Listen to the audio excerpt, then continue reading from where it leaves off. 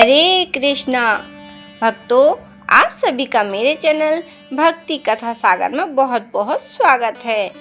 तो भक्तों, रामायण कथा श्रृंखला में आज हम आगे की कथा का श्रवण करेंगे।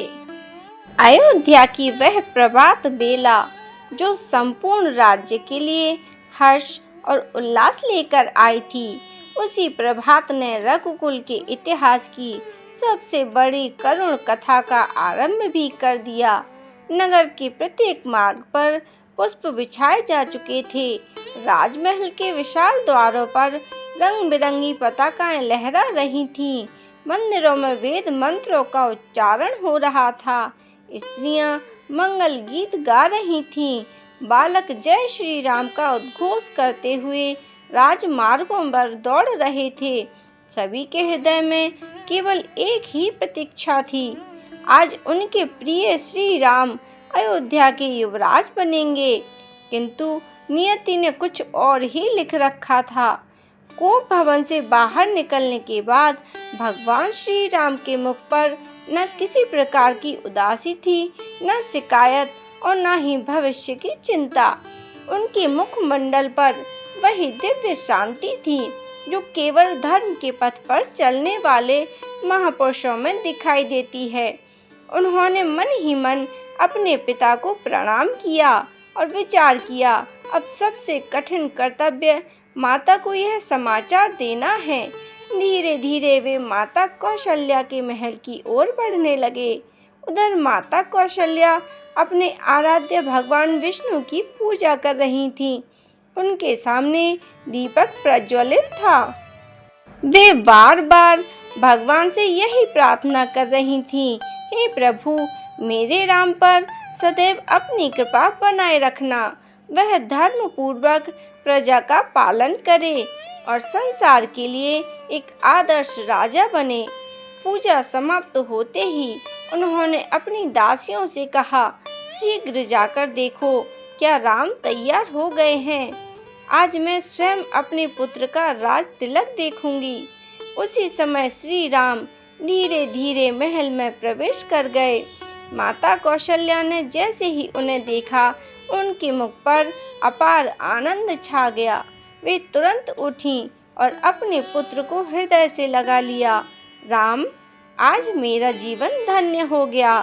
आओ पुत्र, बैठो, आज मैं अपने हाथों से तुम्हें तिलक लगाऊंगी।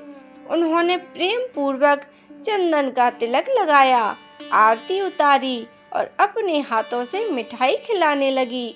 श्री राम शांत भाव से अपनी माता को देखते रहे। उनकी आंखों में करुणा थी, पर चेहरे पर वही मधुर मुस्कान।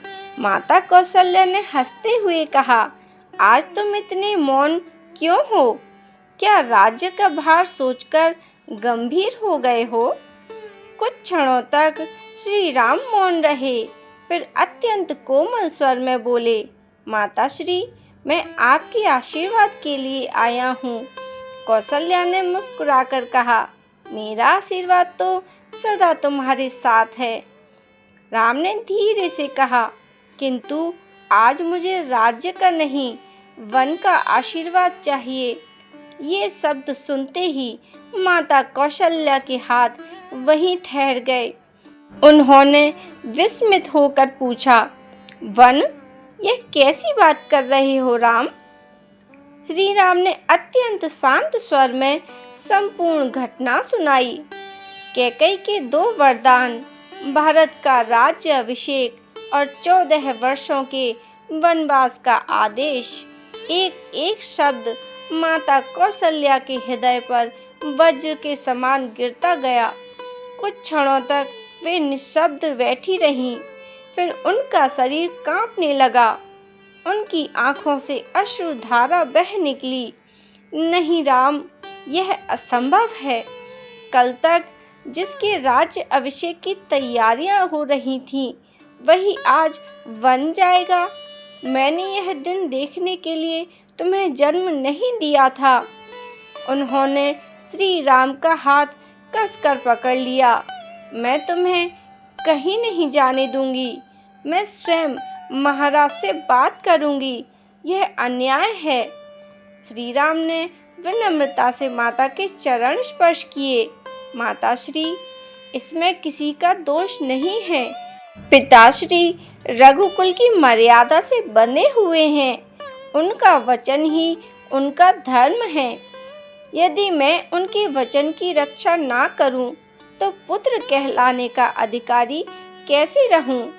माता कौशल्या ने रोते हुए कहा, यदि तुम्हारे बिना रहना ही मेरे भाग्य में लिखा है, तो मैं भी तुम्हारे साथ वन चलूंगी। श्री राम ने उनकी ओर देखा अत्यंत स्नेह से।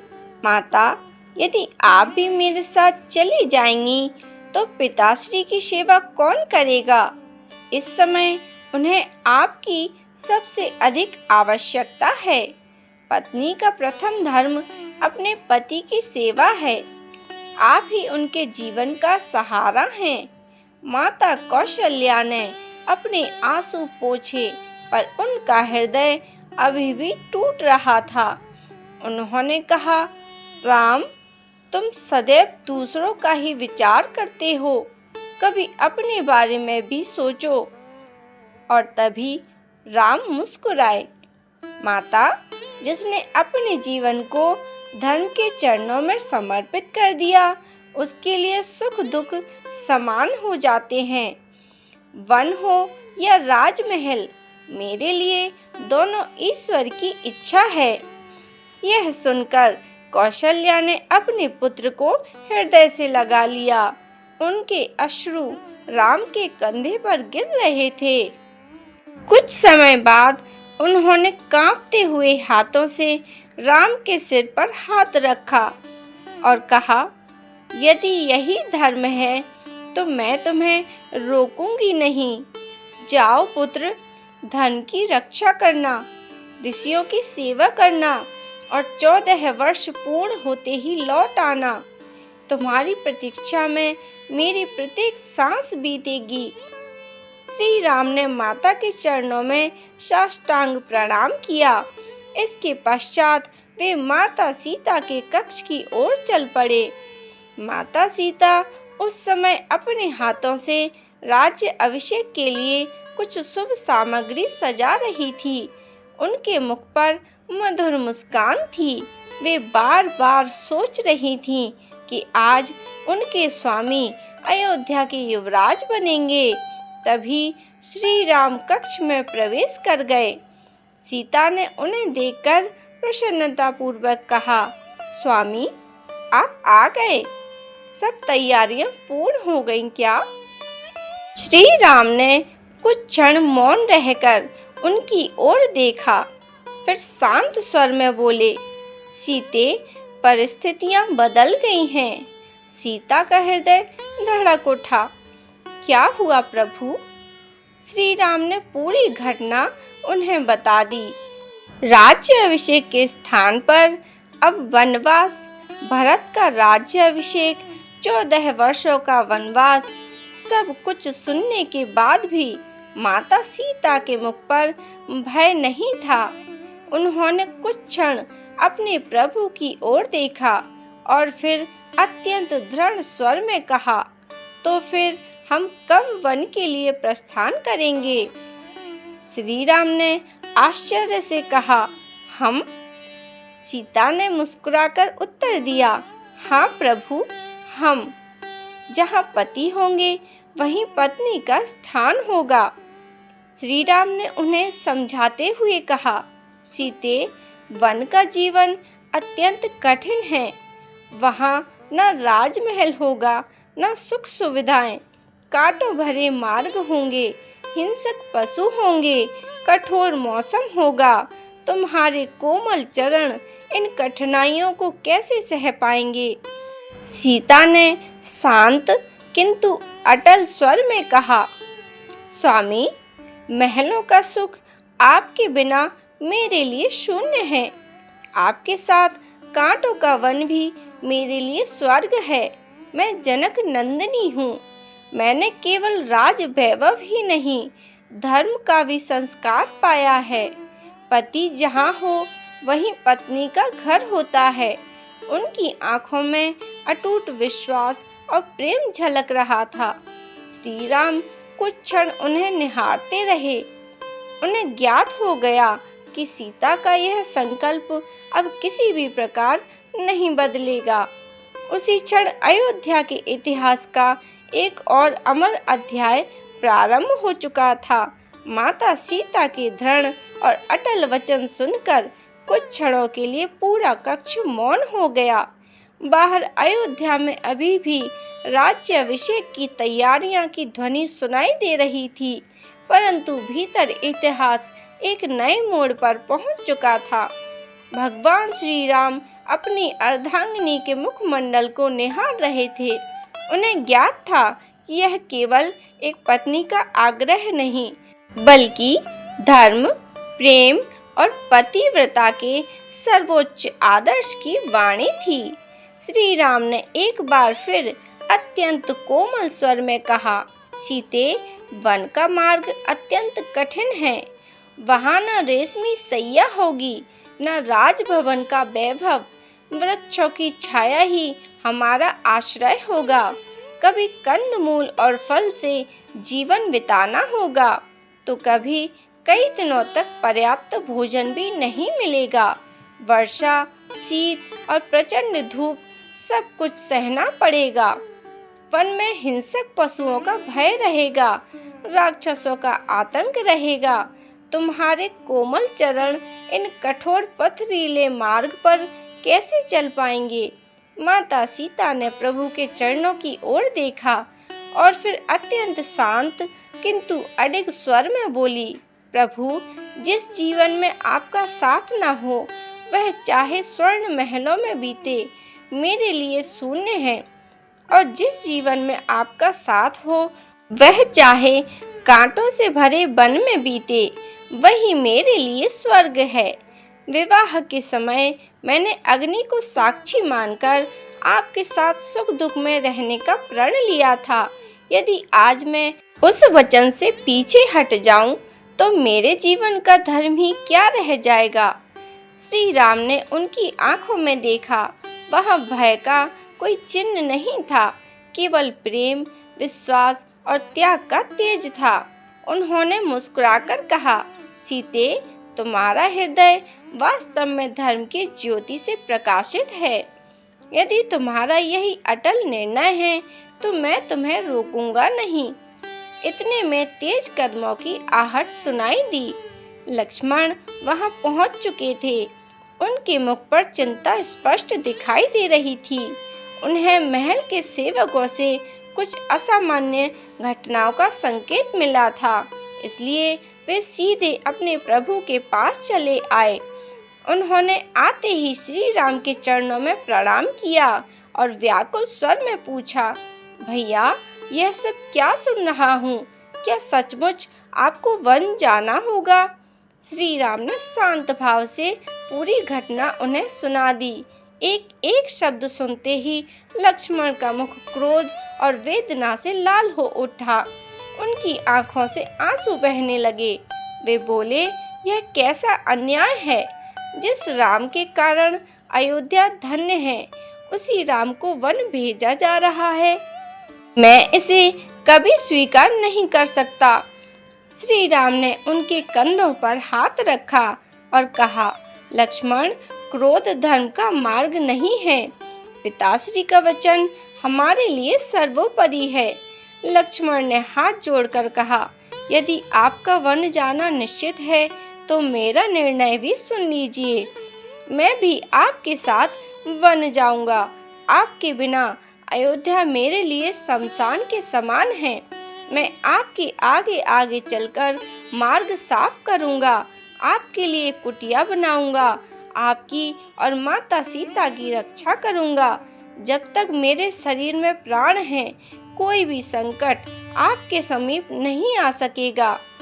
श्री राम ने उन्हें समझाने का प्रयास किया, लक्ष्मण, अयोध्या में रहकर माता सुमित्रा और माता कौशल्या की सेवा करना भी तुम्हारा धर्म है। लक्ष्मण ने दृढ़ स्वर में उत्तर दिया, भैया, मेरी माता ने बचपन से ही यही शिक्षा दी है कि आपके चरणों की सेवा ही मेरा सबसे बड़ा कर्तव्य है। जहाँ आप हैं वही मेरा घर है, वही मेरा जीवन है। मुझे कृपया अपने साथ चलने की आज्ञा दीजिए। लक्ष्मण का प्रेम और समर्पण देखकर श्री राम का हृदय भर आया। उन्होंने उन्हें गले लगा लिया। इसके बाद लक्ष्मण अपनी माता सुमित्रा के पास पहुँचे। उनके नेत्रों में आंसू थे, पर हृदय में दृढ़ निश्चय।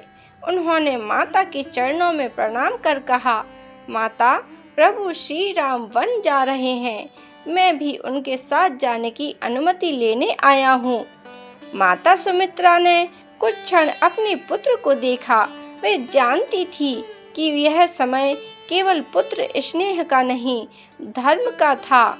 उन्होंने लक्ष्मण के सिर पर हाथ रखकर कहा, पुत्र, आज से श्री राम ही तुम्हारे पिता हैं और माता सीता ही तुम्हारी माता। वन को ही अयोध्या समझना और श्री राम की सेवा को ही अपना जीवन मानना। कभी ऐसा कोई कार्य मत करना जिससे प्रभु को दुख पहुँचे। उनकी छाया बनकर रहना। यह सुनकर लक्ष्मण की आंखें भर आईं। उन्होंने माता के चरणों में सिर रख दिया। माता, मैं वचन देता हूँ, जब तक मेरे प्राण हैं, मैं प्रभु और माता सीता की सेवा में कोई कमी नहीं आने दूंगा। सुमित्रा ने अपने पुत्र को आशीर्वाद दिया। जाओ पुत्र, आज तुम केवल मेरे नहीं, संपूर्ण रघुवंश के गौरव बनकर जा रहे हो। उधर राजमहल में धीरे धीरे वन गमन की तैयारी होने लगी। श्री राम ने अपने राजसी वस्त्र त्याग कर साधारण वल्कल धारण करने का निश्चय किया। माता सीता ने बिना संकोच के अपने आभूषण उतार दिए। राजमहल का वैभव उनके लिए अब कोई अर्थ नहीं रखता था। लक्ष्मण ने भी धनुष, बाण और आवश्यक सामग्री एकत्र करनी प्रारंभ कर दी। जिस राज परिवार को कुछ ही समय बाद राजमुकुट धारण करना था, वही अब तपस्वियों के समान वन की यात्रा के लिए तैयार हो रहा था। राजमहल की दासियां यह दृश्य देखकर फूट फूट कर रो रही थीं। सैनिकों की आंखें नम थीं। सेवक एक दूसरे का मुख देख रहे थे। किसी को विश्वास नहीं हो रहा था कि मर्यादा पुरुषोत्तम श्री राम स्वेच्छा से राज सिंहासन छोड़कर वन का मार्ग चुन रहे हैं।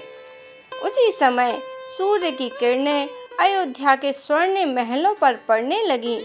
नगर के लोग अभी भी इस आशा में राजमार्गों की ओर बढ़ रहे थे कि वे अपने प्रिय राम का राज्य अभिषेक देखेंगे।